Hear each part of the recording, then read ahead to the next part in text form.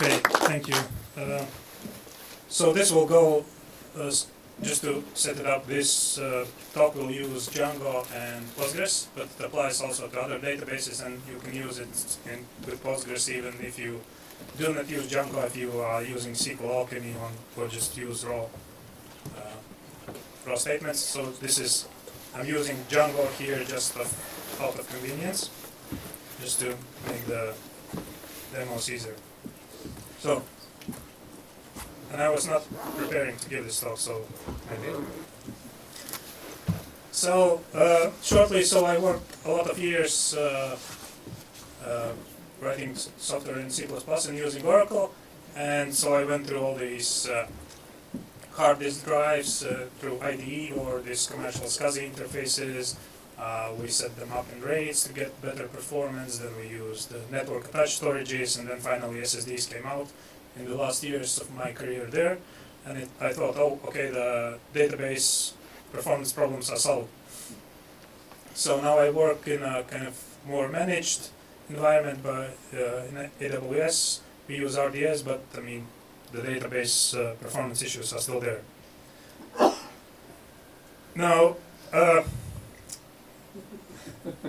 well, it depends. I mean, if the correct answer, if somebody asks how to make my queries faster, is to say, well, it depends on your use case, on your data sizes, on your, where is your database, how many databases, how it's sharded, yada, yada, yada.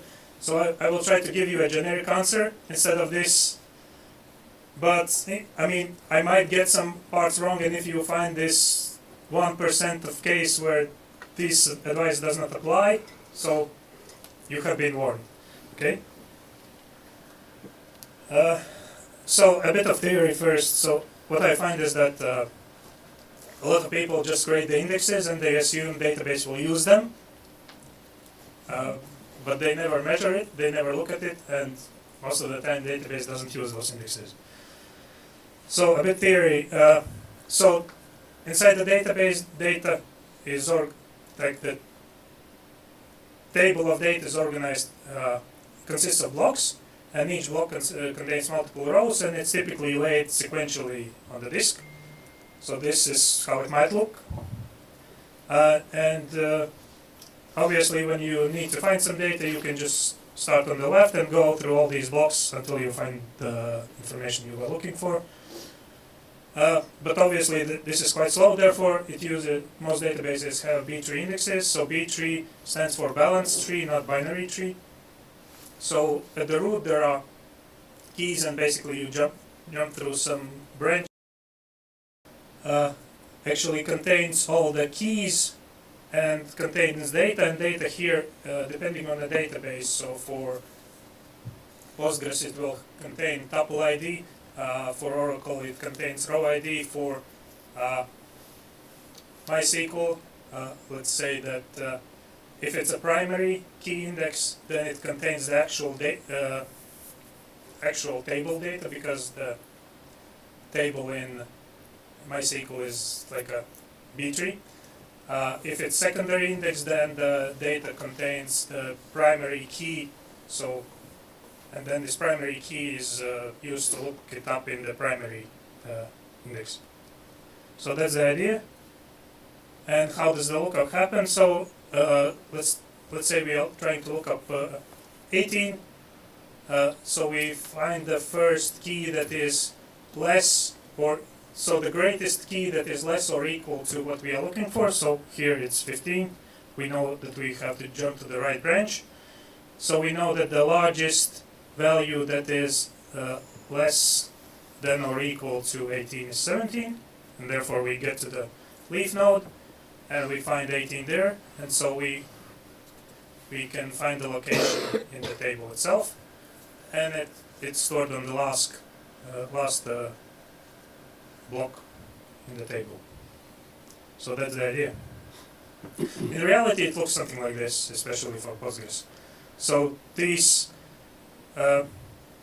keys in the index which are actually sorted, they point into random locations into a table, especially because Postgres doesn't do in-place updates. It actually writes new version to the disk and then it cleans up the old version, so the data is randomized. And why this is important? Because database, so how it decides if it wants to use an index or just scan the table. So there are two most important costs. So one is how much does it cost to read the page sequentially. So this in Postgres is set to 1. There are similar costs in other databases. And then the random page access, so basically you can access random block. In the database it costs 4, so that's the default value. And actually, if you read the documentation, it says that the real cost of random access is more closer to 40, but it assumes that 90% of requests will hit the cache. Therefore, the cost is 4. And the same documentation also suggests that you should use 1.1 for SSDs. Now, a question to the audience. What is the random page cost for RDS managed Postgres in AWS? Anybody knows? It depends. No, it's actually 4. So it's like pretty bad. And then there are other costs the database considers, but those are, if you compare to 1 and 4, those are pretty small, so it's safe to ignore them, at least for now. So, let's say we want to look up 4 records. So I don't remember the keys, but we want to find 4 records in the table. So if we do it with sequential table scan for this our test data. So it costs 1 block, 2, 3, 4, 5, 6, 7, 8. And we have scanned through the table and we know that we found our 4 rows. And database knows how many blocks the table contains, and it knows that it will cost us 8.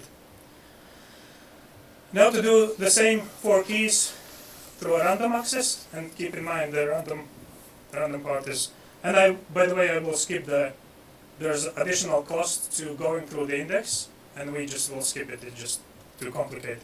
Just keep in mind that going through the index, it means random access, and therefore we pay random access cost. So when we look key 17, it's in this block, but the database knows that the cost of single key access will be 4. Key 18, another block, it knows that it will be 4 again. And then on the 3rd key, we already, at least on the paper, in the mind of the database, it's already more expensive than doing the full table scan. Of course, this is like a test example, but and if we access key 4, it's like 2 times more expensive to use the index. So, in short, that's the reason why database, according to its own calculations, oftentimes doesn't choose the index. So it should be obvious that accessing a single record is always faster through an index. Accessing all table records is always faster through the table scan. But we typically just collect like a couple of records most of the time. So there's a balance between this all rows, and one row there's a limit at which index access is faster, and most consultants will tell you it's around 2-3%, and some might go up to like 7%, but it's always a single digit. So keep in mind that it's like ratio 1 to 4. So if you want to access more than 25% of the table, for sure it will be faster just to scan the whole table. Yeah, and database, of course, is sometimes really bad at estimating the percentages. And yeah, just observations that it prefers multiple column indexes instead of several single column indexes, just because there's a cost for kind of initial cost for accessing each index. If we even ignore the random access after that, just using the index, it also has some cost. Therefore, a single multi-column index is better than multiple ones. Also, like we should try to index high cardinality columns, like ID is a good one, like phone number is a good one, and don't index low cardinality columns like true, false, I don't know, in finance it's currency code and so on. But yeah, it depends in some cases. I have counterexamples. Okay, time for practice. So we have model. So the most important thing is that we have a member, and we have a member can have multiple documents, and documents also have this JSON field. So I generated some data. At first I started with 10 rows, but then the queries didn't work as I wanted them to, so I generated 3,000 more rows. So that's the lesson number 1. If you want to test this, test it to the data sizes close to the production. Otherwise it will give you the wrong idea. Also the distribution and this cardinality also should be, I mean, if you can do it on the production database, that's the best one. How can you get the database to explain how it's going to execute the query? So in Django there's this .explain method. And it works with most databases, and most databases have the kind of output in one way or another. So if we simply do this explain, so it says that for this given query where I look up client by name, it will use index and it will use index condition, so it will compare name, and then, so yeah, it's doing index scan. So this is good. A better approach is to do this analyze equals true, which will actually execute the query, not just like the previous case would just tell you what database plans to do. This actually executes the query and it will give you the actual time spent. So this is much better because, as I said, the database sometimes doesn't do it right. So it thinks it will take a long time, but in practice it does not. So therefore, always look at this real execution time instead of like blindly going by the plan. And now, so I want to do like case insensitive search, and tada, it goes sequential scan on the table, so it no longer uses index, although we have index on the name. I will go into details why it happens like that, but for Postgres, the key takeaway is that if it says sequential scan on the table, it means it will use scan through the table and it will have this sequential scan costs, and the filter is that obviously it tells you the condition for which database couldn't find an index, so that's your clue for building the index. And if database is using index, it will say index scan using the index name, and then the index condition is whatever. This is a bit complicated topic, so this is the biggest mistake ever of my database developer career. So in Oracle, databases, in Oracle, indexes do not store null values, and I assumed every database does that. Well, not Postgres. Postgres stores null, and it turns out almost all databases store the actual null values. Yeah, but here is, so we have an index on this external ID, and we look for external ID where it's null, but it's not using the index.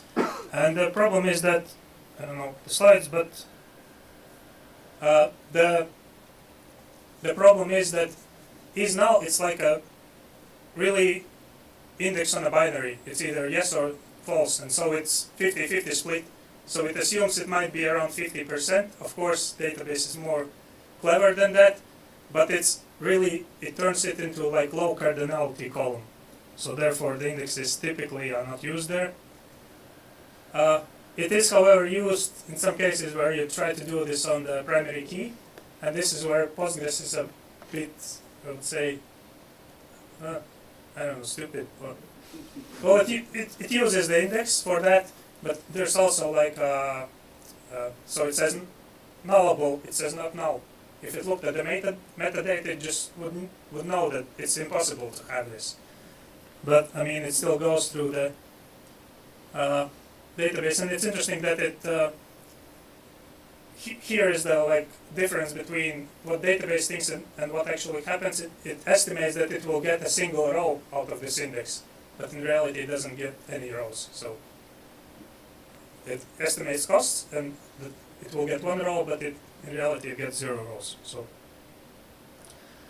So better handling of null indexes is that Postgres has these conditional indexes or partial indexes, and it's better to pair this with another column. So if you query, let's say on the name, you can add additional condition on this is null. So how I use it is typically I create a lot of indexes. So we have soft deletes, and I always add this condition deleted equals false on the indexes. So I never kind of to keep the rows which are deleted out of the index.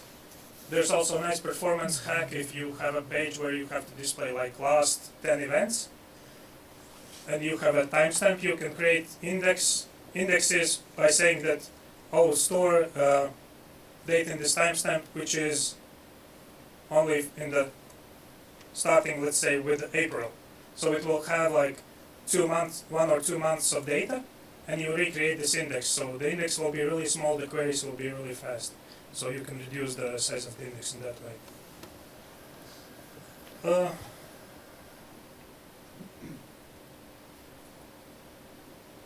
This is not.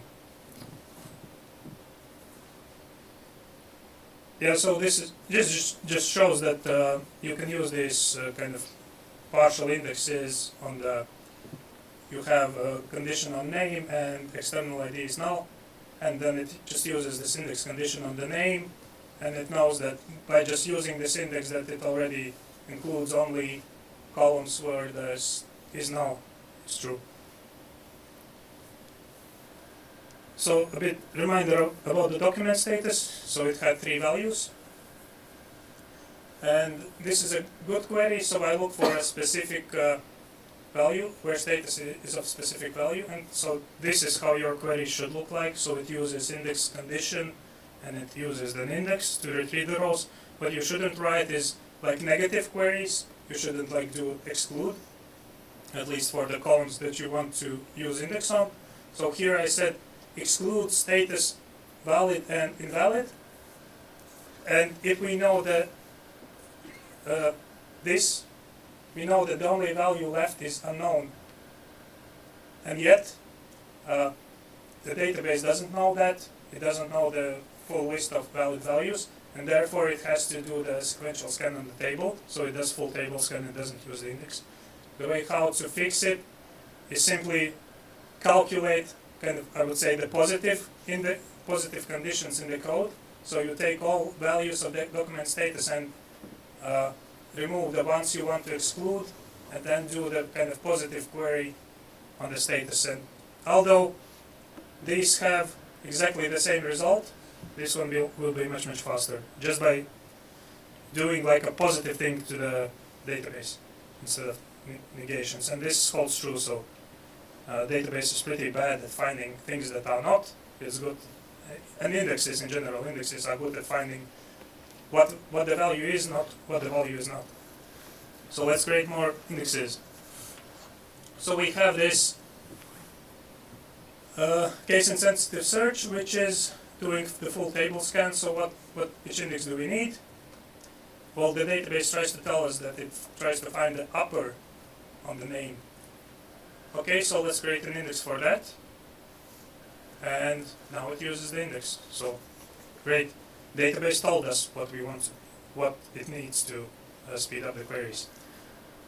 And in a similar way, we want to have like live search queries, so where the value contains something. So as you type letters, it should bring up some results. If you try to use this kind of query, it will tell you that it actually looks for the index where the filter is on upper name, but the operation is slightly different. So this is the Postgres syntax for like operator. So and these indexes, so B-tree indexes do not work for like queries.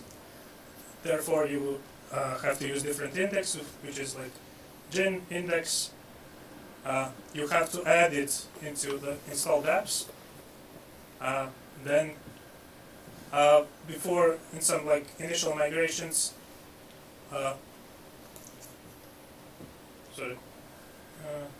yeah. So this is how you create an index. So it's just call a gin index, and you have to use like a lot of verbose syntax. So it's simpler in SQL, but you use operation class, upper, and then these specific ops.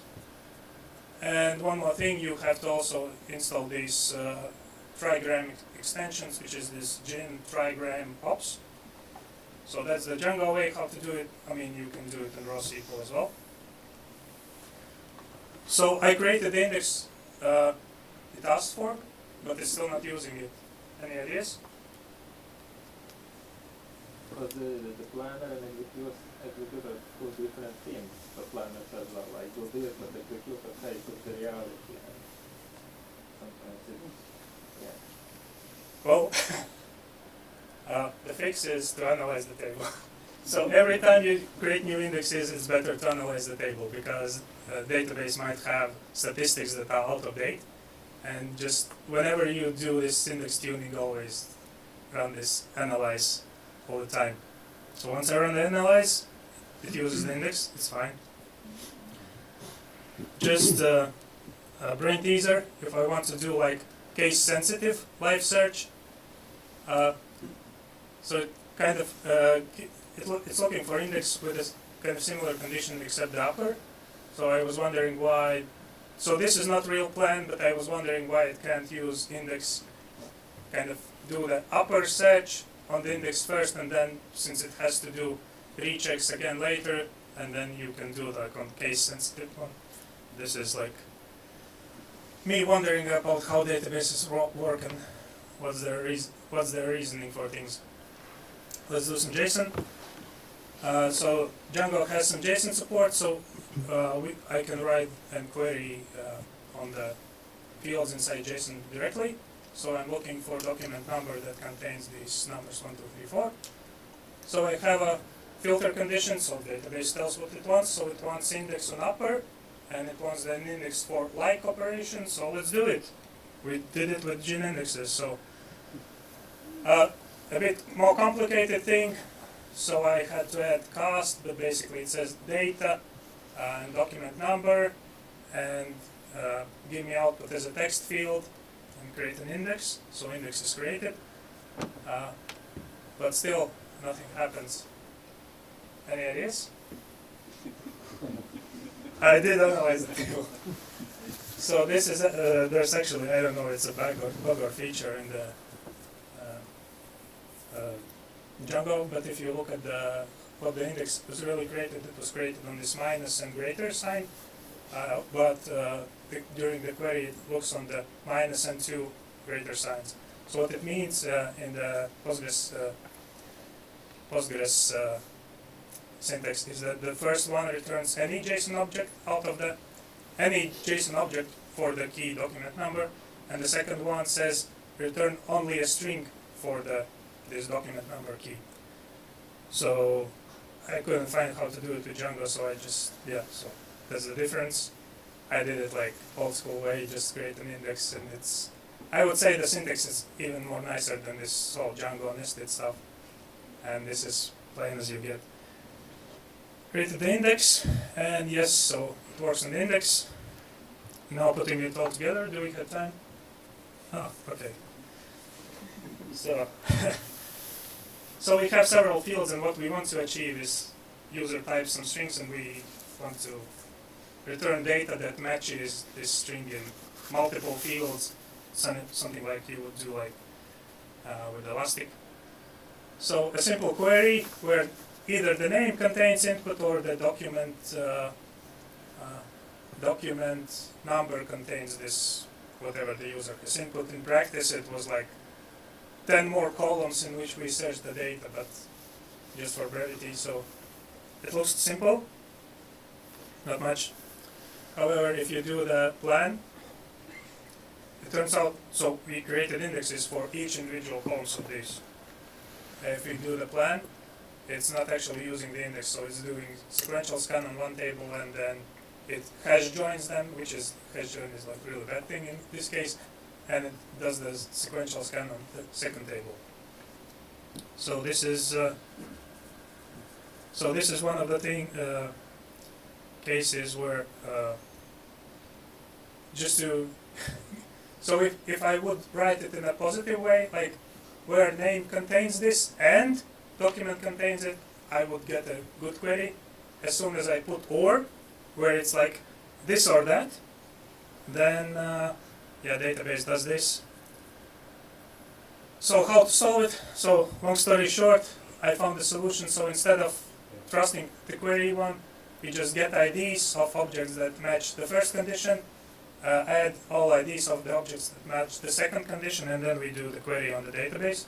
So it looks really, really scary, but if you pay attention to the time below, so it's much faster, and it's actually using index on the document number, so on the JSON index, and it's actually using also the second index on the name. So it looks scary, but it's actually much faster. And so we can make it even better. So, I mean, a lot of probably too much information, but we can simplify it and make it run even faster. But well, this is one of the times when some Postgres just needs a gentle guidance by kicking it in the butt.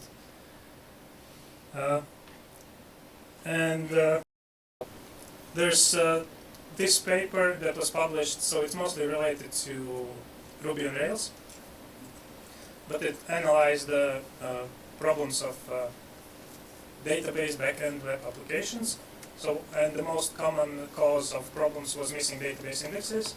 So that's why I'm giving the talk. And to be honest, close second, like there was a single point difference, was n+1 queries.